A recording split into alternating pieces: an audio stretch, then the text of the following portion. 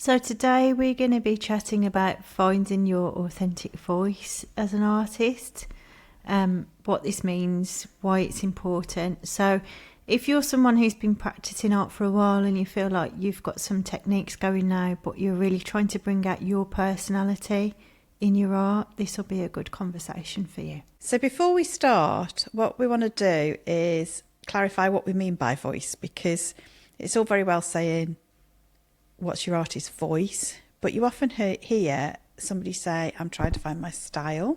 And I think they actually mean the same thing. So we want to clarify for you what we think of as style and voice and what's the difference. Yeah, I think they're two slightly different ways of looking at it. So I think style for me feels like it's a bit more constricted. So like when somebody says to me style of artwork, you might think about what medium they're using, so whether they're using acrylics or watercolours or what kind of material they're using, and you also might think of what subject matter that they focus on. So it could be people, portraits, could be landscapes. But then when I think of artist voice, for me it just stretches slightly broader in terms of like they've got their own unique way of portraying things, but it's not necessarily stuck on one particular medium or one particular subject. It's like an overarching thing. And I'd say the same thing. And I think a really, really good analogy is when you listen to somebody on the telephone, their literal voice sounds like them. And you can recognise that simply by hearing them. So with an artist, that would be a visual thing. So you could look at a painting and you could say that looks like a Louis Noble or a whatever it is. You know, you can just look and say that looks like a particular artist, and it makes sense. Now that artist may paint in landscape, but might change their style at some point to portrait. But it really is when they become more developed and they're using their own intuition, their own practices, their own process, then a different style will still reflect them. So that's the same as, and I think a really good analogy is a voice of a music artist, because everybody can understand that, can't they? I think that's... Yeah, so, and yeah. the music artist might go through different phases of looking at different genres. So they might go from, you know, something rocky to something more acoustic to or jazz or whatever it might be, but you still know it's them because it's like they've got their own unique signature to it. I also think it's important to distinguish style from voice, because quite often, well, I myself have been in this camp, you might be getting hung up on what you need to decide, what you need to paint and what material you want to use. So it's like, yes, I'm going to be a pet portrait artist and I'm going to use acrylics and I'll keep working at this, but it doesn't work that way. It almost works the other way around, I think, where you've got to really find yourself and dig into lots of things before you can and it gives you more room for expression as well, doesn't it, using your voice rather than a particular subject or material. And I think that what's interesting is it goes back to what we were talking about last time, which is people will say to you, even quite early on, what sort of artist are you? And I think that can link to style, because you might think, oh gosh, am I a landscape artist? Am I a portrait artist? Whereas voice links to, it's almost deeper, isn't it? Because it's who you are as an artist, the why behind your art. Yeah. I mean, I describe myself as an uplifting and expressive artist that uses nature and colour for inspiration. So it's like I could go down all different kinds of routes with that. So it kind of gives people an idea of what it might look like.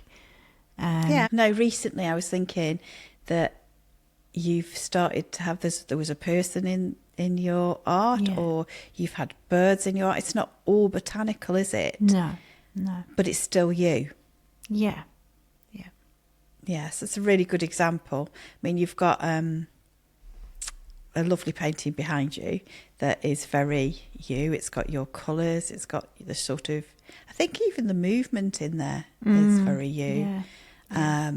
But also, I think you can see development and movement in your art, but it's still very much along the same. Yeah, it's really interesting. I think you've got quite a my voice isn't as developed as yours if you start looking at my art, but you've said it yourself that you can see in older work who I am. And there was a point at which people started to say, oh, that's a Debbie Chatfield, which is really interesting. And I can definitely see, even though you've been sort of exploring much more recently as well and kind of stretching yourself, you can still see your personality in your older work as well. I think it just takes some time, doesn't it, to really pull that out of the artwork and kind of understand what it is that you're trying to express as a person. So it does take a while, doesn't it?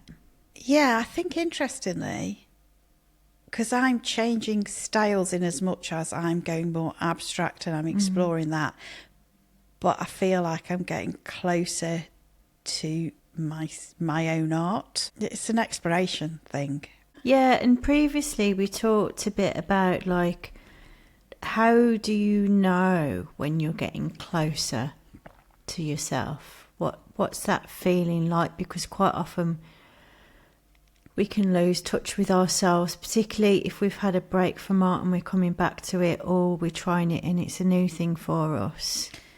It's kind of trusting in that intuition, isn't it? And that can take a bit of time in itself to lean into. I think it's the way it feels. Yeah. There's almost an excitement, isn't there, and connectedness. Yeah. I think you said to me, I don't know, we have recorded this once, but the sound was so bad we're having to record it again. So I keep remembering snippets of what we've actually done in the last time and thinking, have we said that on an old podcast or is that from this one? But I think you were asking how it feels, and it's like sometimes you just know that it's more you, because it's just like that. For me, I'm all about being connected. So it's that feeling when you're outside and you've just got that feeling of it's just being, if that makes sense, or the feeling of coming home, that sort of feeling. And I think that you can almost tell, because as you're painting something that feels more you, it doesn't grate. Yes, does that? Definitely. It comes with much more ease and flow, doesn't it? And it just kind of unfolds.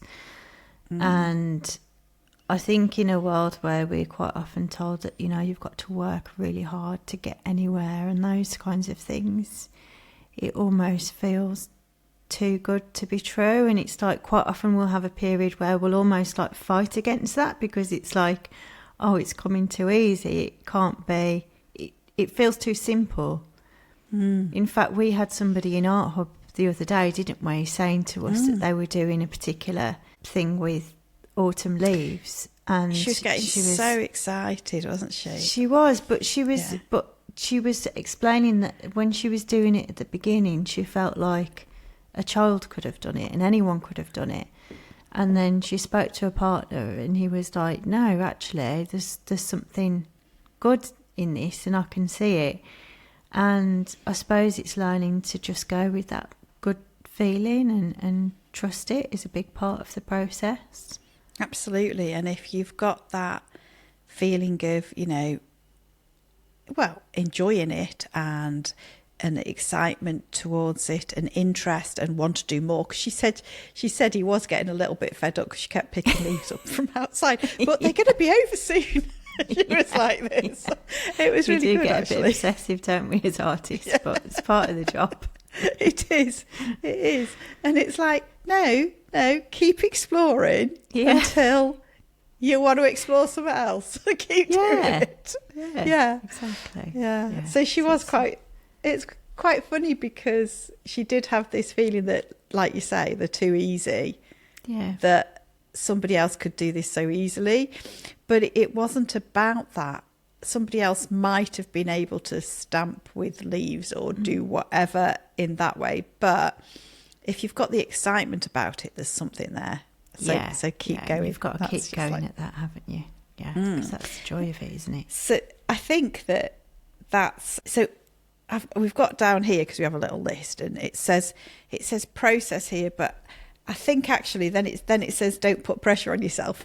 And I'm thinking that it's... Like you say, if you go through, with the creative process, you go through stages where it's more sticky and stages where it's more like it flows. And I think sometimes you have to realise that both those things are part of the process. And when you first start and you're first doing it and you're first trying it out, then I think that it's much more... difficult to understand that that's the case. Do you get what I mean?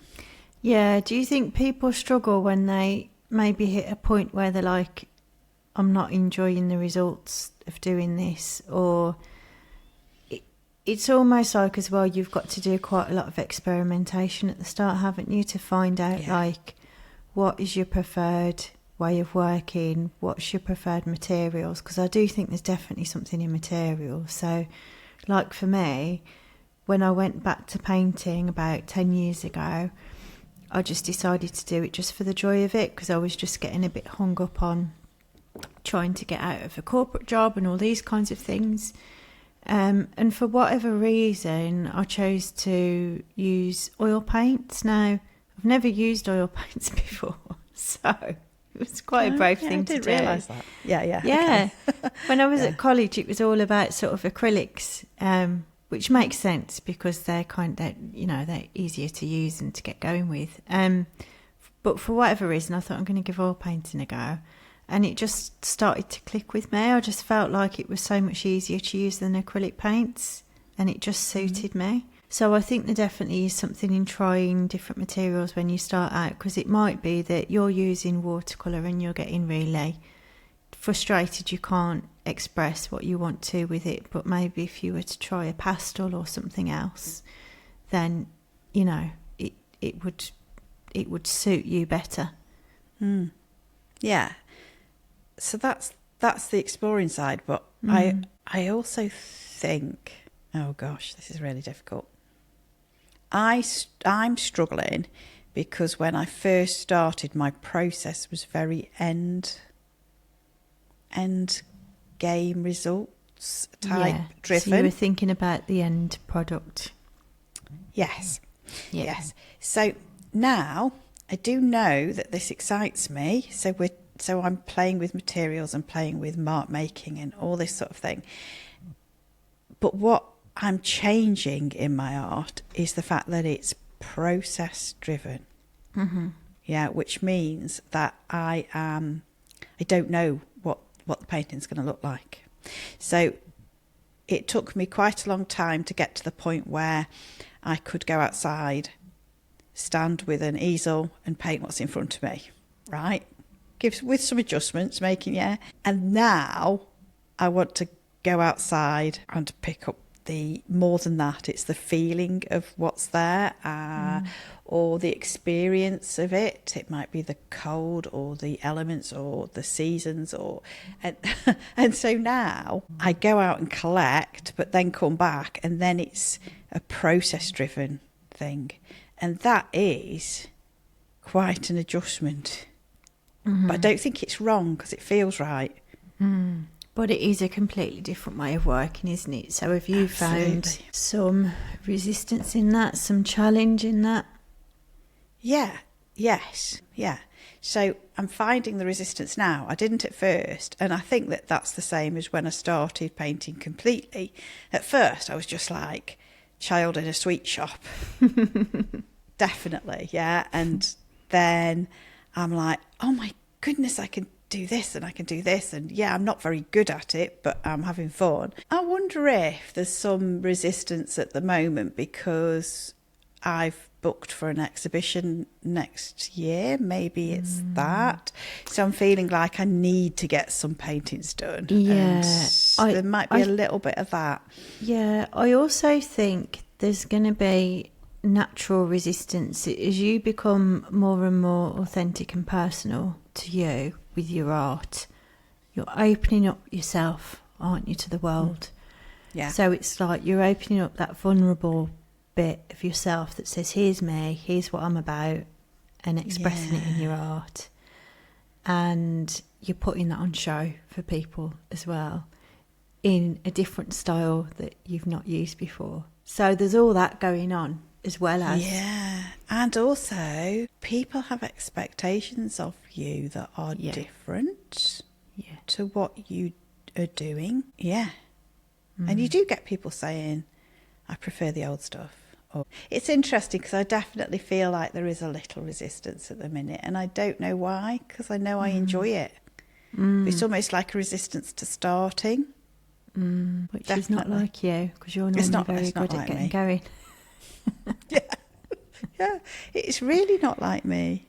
There might be a little bit of fear. I'm not normally a fear of failure type person. I know sort of what I want to do,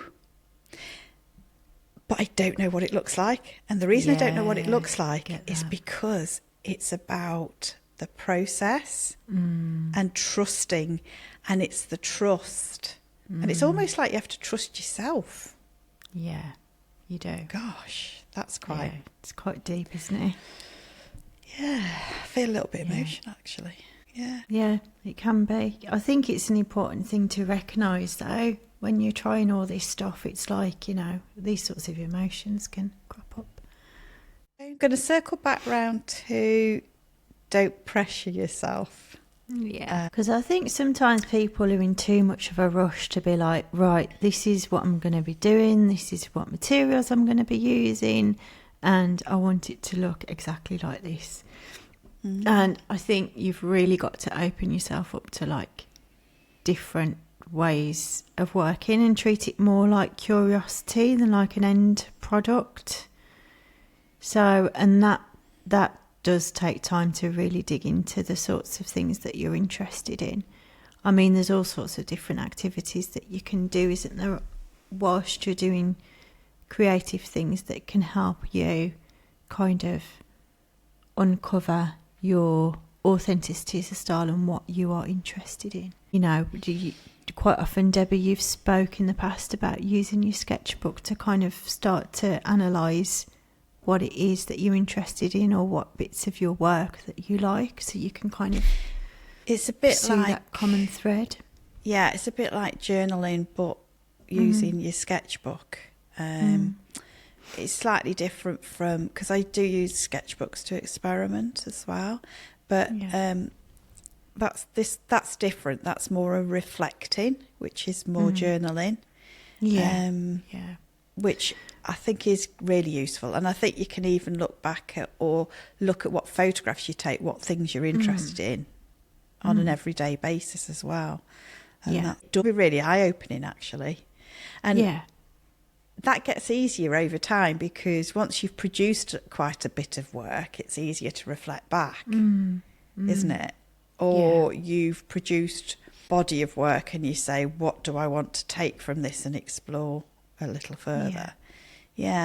People who are just starting out, they can still do that, because what I found really interesting was when I started to really think about voice, as opposed to thinking, do I want to be a landscape artist or do I want to be a portrait artist? I started to realise that when I was in my 20s, I wrote poetry. And my poetry was all about the patterns in nature and the cycles and how that related to us in our own patterns. So things like the seasons and how that relates to life cycle. And also things like relationships. And these are things that come out in my work now. And that was when I was 20, and I didn't even consider being an artist at that point. It's not something that crossed my mind. It's interesting, isn't it, how I think it really links deeply to what you're motivated to do as a person across your whole life, rather than just in the art. I really think it runs that deep. It really does. And we did Ruth came to visit me last week, and we were talking about the business and everything, but we talked about our motivations for Art Hub, and what's really interesting was we'd also talked about our motivations for our art, and reaching out to people was quite similar, whether it was art or community. And so that was so fascinating, wasn't it? It was. And reassuring as well, though, that there's the same reason why we created the Art Hub community is basically the same reason that we also paint. So it actually simplifies things in a lot of ways as well, doesn't it? It really does, in terms of? Just like our motivations and like why we're doing what we're doing. It just felt like it clicked, didn't it, when we started talking about things. And though our reasons are slightly different, they're still centred around people and making positive changes and that sort of thing. So, and I think for me as well, if I think about the kinds of books that I like reading or films that I like to watch, those are also, I think, in line with why I create art, is to inspire people and make the world a better place. And if I look at the kind of things that I like to watch, it's quite often sort of autobiographical, really inspiring stories. So like it all links together, doesn't it? Well, I'd love to say the same, but I do tend to watch quite a lot of fantasy, so I'm not quite sure. Must be something in that, but there must be, yeah. Maybe I'm a little more shallow, I don't know. No, I wouldn't say that. No, I wouldn't either. Oh, I'm going to have to think about that one now. It's an interesting exercise to do. If you list like your top 5 films or books, there's usually a common thread or story that links them. Oh, that would be a good exercise. Yeah, it's interesting. We might do that in Art Hub. Top 5. Yeah. I think the other thing to think about when we're talking about not pressurising yourself and enjoying the process is that me and Debbie are obviously fortunate enough to be full-time artists, so we've got a lot of time and materials and all the rest of it to explore ideas, whereas if you're just starting out on your journey to find yourself, it's important to remember that you can do that with limited materials, limited time, and in your own way. So when I was working full-time, when I started getting back into my creativity again, I started doing sketches of commuters on the train. So I basically just took a little sketchbook with me and some felt tip pens and did it whilst I was on the go, so I could squeeze it into my day and feel like I was doing something creative.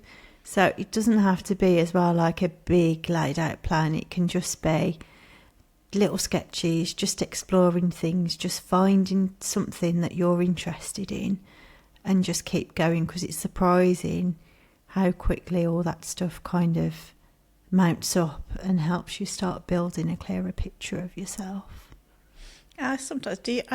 You do it, I know, because we talked about it in the sketchbook. But do you give yourself like I almost give myself a topic for the sketchbook, because what I used to do was I used to be really random in my sketchbooks, and I used to write shopping lists and just generally be I did I used to be like, oh, here's a blank bit of paper, I'll just do something random on here. And the way I've sort of got round that is literally to go, right, okay, this is going to be about, and it's just made it a bit easier for me. And I try not to think about each page as precious either, in sketchbooks particularly. It's like let's fill it. It's more about filling the sketchbook now. What I tend to do nowadays, I think what I tend to do nowadays is work in collections. So I'll start off with an idea, and I'll start off with some ideas. I'll explore them. I'll then start painting reasonably quickly, and then I'll come back to my sketchbook and think about, again, what is it that I want to express? Do I need to do some more research into a particular artist or find some more imagery? So it's very much like my sketchbook kind of stays with me throughout the painting of the collection, which I suppose you could categorise it the same thing, because I'm still theming it around a particular topic to explore. Are you doing that now with this new stuff, or is that just coming out? I just wondered because there's some newer stuff that's coming out, really. Yeah. There's things you don't understand that's coming out. I know there are definitely. Yeah, there's definitely a lot of just leaning into intuition in my paintings at the moment, and just kind of seeing where it goes, because I'm in a transitional phase in my life, should we say. So my artwork's bound to also change, is what I'm thinking, and just kind of going with that and seeing what happens. Yeah, I think it'll also, you change the environment as well. It'll change a lot, I would think. Yeah, I think so. I'm guessing. So what I wanted to ask is, and I think we were going completely off topic, but it's just wondering whether when you're doing a collection, your colours seem quite similar over different collections. You don't go, for this collection I'm going to use these colours. Do you have a palette that's yours, so to speak? I don't explicitly, but you know what I think I do to express a particular kind of mood or feeling or whatever it might be. I usually reference other artists as my inspiration. So I love finding out about different artists from past and present and using them. If I think about my current collection, it's kind of about travel and exploration and exotic things. So there's particular artists that I've looked at for that who I think do a good job of kind of expressing that subject, and they will have a particular colour palette that they've used in certain paintings, and that's probably where it kind of comes from, subconsciously maybe. But the colour has always definitely been an intuitive process though, so it won't be I'll decide exactly where each colour's going to go. I'll adjust things as I go, and because I use oil paints in lots of layers, there'll be lots of layers in my paintings as well, where it's I'm trying to get that exact shade of orange or whatever it might be that I want. So you don't necessarily have a limited palette, you'll pick the colours as you're going as well? Yeah. Okay. Yeah. I think we should discuss that completely on another episode. Another topic. Definitely. Choosing your colours. Yeah, because I think that's something that's changing for me as well. So I used to always think about limited palettes. I love colour, so I've got lots and lots and lots of colours because I'm tempted and buy things, but I do tend to... I've got an art addiction like the rest of us. Yes. I have. I admit it, yeah. But I'm very into trying to use neutrals more at the moment, which is quite new. I'm doing lots of mixing, quite muddy, some nice, some not so nice colours, but it's just an interesting thing because I have been thinking about, because I'm being more intuitive, whereas normally I used to plan. Yeah. And I'm finding that difficult because I still feel like picking the colours. Yeah. I think I'm struggling a bit with that. So that's interesting. Yeah. I do think it would be nice just to be able to pick colours and see what happens sometimes. Yeah. And I think that's going back to the rules that, I don't think that's how it should work ultimately. Because I'm pretty good with colour. I'll know if something's not working or not. Yeah. Yeah, you are. Watch this space. I'm excited. It's interesting, isn't it? Because I think we're both going through changes with our artwork at the moment, and it's really interesting to watch each other and see what's coming up and what's happening. It really is, yeah. So that brings us to takeaways. I suppose my takeaway is that no matter where you're at with your finding your artist voice, I think it's also important to be open to change as well and slightly change direction as you go.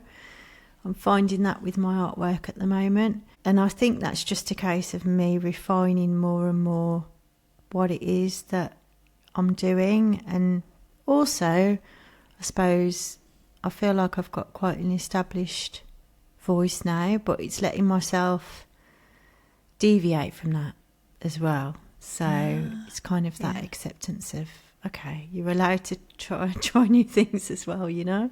Yeah, absolutely. Yeah. And I think that my takeaway is it's almost not overthinking voice. And also, I think the biggest thing might be to not overthinking what other people are thinking. Yeah. You know, because I didn't think I was, because at the very beginning, when I was first starting, I didn't think of myself as an artist, so there was no pressure, and I didn't care, and I just did what I liked. And I think what's happening is I'm starting to think that other people see me as an artist, and it almost feels like I need to perform in some way, and I didn't realise I felt like that. It's which is a big takeaway from this episode. Big takeaway. And it's a common thing for lots of artists as well once they get established. Not just visual artists, but there's that whole thing around musicians producing their second album, isn't there? If they've had their first album and it's been really successful and it's popular and it's gone well, they tend to struggle with their second album because it's like, oh, now the pressure and the expectations on us to do something again. I think it might be a bit of imposter syndrome. I mean, we're here, we're doing the art hub. I'm starting to exhibit. In places you're really other getting than yourself out there. You're really pushing. I am, which is quite hard because I have been hiding behind the wall in the village for quite a long time. I did actually. Not literally, I hope. Not literally, but the art Just definitely. had a funny has been image of you behind then. the wall. Sorry, I've been silly. Yeah, literally, like, you know, looking over the wall. It's a very high wall. What, no, Debbie? Sorry. But yeah, I mean, I've hung art in ridiculous places. Like we had a marquee in the middle of a field when there was a flood.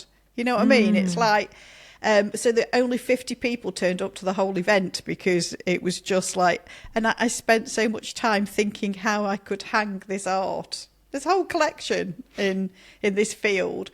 We also hung.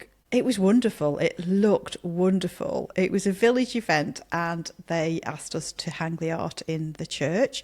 We weren't really allowed to put nails in anything because it was like a really old church and very, very beautiful. And I'm sounding immodest here, but we did an amazing job of it. And I'm like, I can't believe I spent a week doing it, setting it up.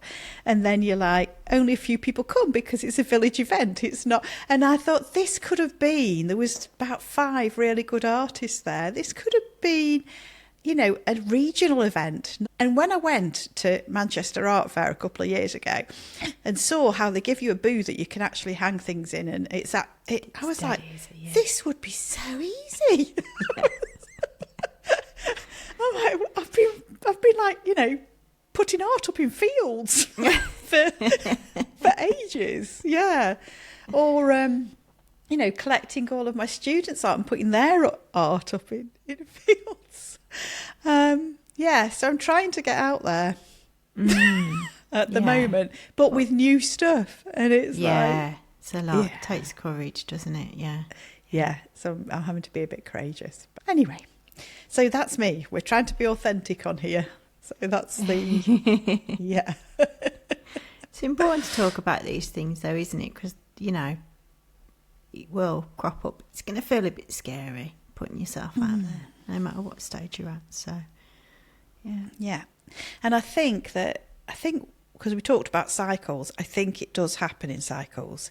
So sometimes you're just super excited and you're off, you know, like at the moment, the lady we were talking about, Lynn, in Art Hub, it's just wonderful to see because she's just so excited and so inspired. Yeah, it's great. And then it all sort of settles down, and then you move into a new phase. And sometimes it's quite hard. That's quite difficult. And that is a cycle, and that's normal, I think. Yeah. I think it is. Yeah. And I think the important thing is you've got to really just physically go through that process of making the art. You can't think your way out of it, which is something that I got stuck in the past, was trying to work out everything that I needed to do and how I was going to do it before I even started. But you've literally just got to do the work as well. Yeah. So, well, that'll be me then. You'll have to keep an eye on me, Keep striding on. Stop me hiding. Yeah. Come out from that brick wall.